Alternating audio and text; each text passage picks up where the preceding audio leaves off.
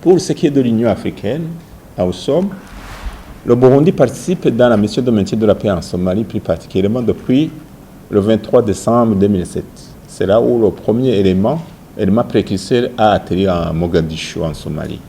Après, le reste a rejoint cette équipe précurseur en janvier 2008. Ça fait à peu près 17 ans que cette noble mission est exécutée par les forces de l'Union africaine. L'Union africaine a fait une demande aux pays partenaires de contribuer en force ou en matériel pour accomplir l'assainissement de la paix et sécurité dans ce pays somalien qui en a besoin. Le Burundi a répondu favorable et un mémorandum d'entente a été signé pour la gestion de ces forces une fois dans la zone de mission. Chose qui a été faite. C'était Africa Union Mission in Somalia à Amisom, au départ, qui a été transformé en 2021 suite au changement ou bien à l'évolution de la situation sécuritaire pour responsabiliser les forces somaliennes. Puisqu'au fur et à mesure que les forces de l'Union africaine exécutaient les tâches et les missions de sécurisation des différents coins de la Somalie, en même temps, il y avait une formation des forces somaliennes pour s'approprier plus tard à la sécurisation de leur pays, une fois les troupes de l'Union africaine retirées. Alors, cela a eu un impact positif. Le Burundi a contribué d'une façon positive dans la libération de la ville de Mogadiscio, comme Terebunka, Pasta Factory, Milk Factory, Kashandiga, Military Academy, mais aussi l'académie de l'université de Mogadiscio et autres, Industrial Road.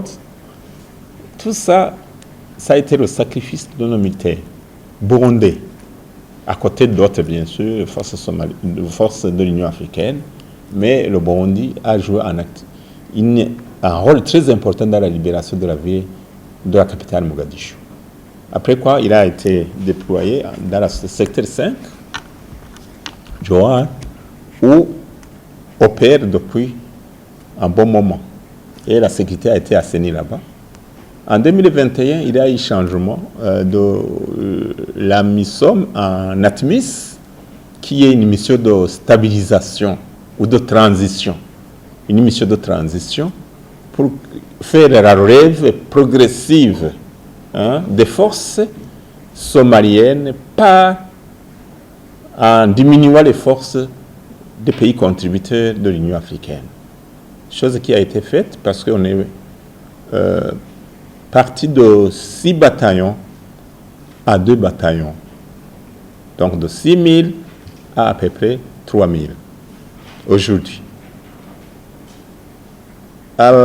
Au début de 2024, on a vu que, encore une fois, on pourrait faire mieux pour responsabiliser les forces somaliennes en changeant la mission de la transition à la stabilisation du AISOM.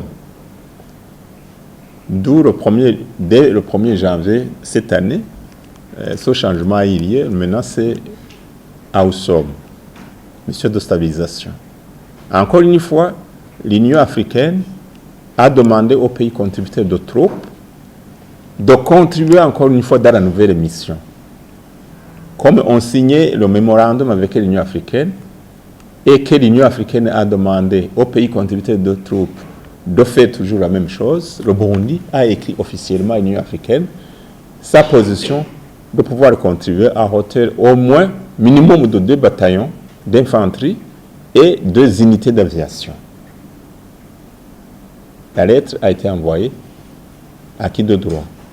Mais entre-temps, à côté, il y a eu des pourparlers entre États bilatérales avec les autorités somaliennes qui ont contacté les pays contributeurs de troupes pour faire des négociations en ce qui concerne le nombre de troupes à déployer.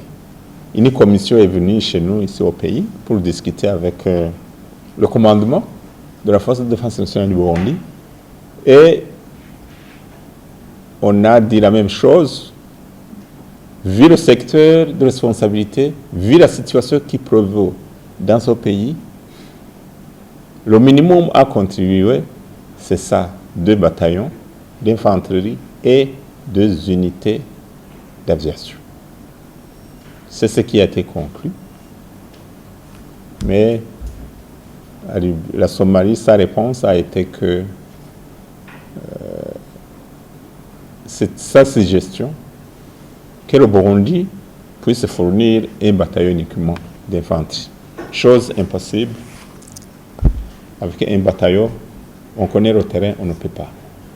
Alors, on attend la réponse de l'Union africaine aujourd'hui, qui est l'organe demandeur des troupes, mais aussi qui détermine l'effectif des militaires à déployer.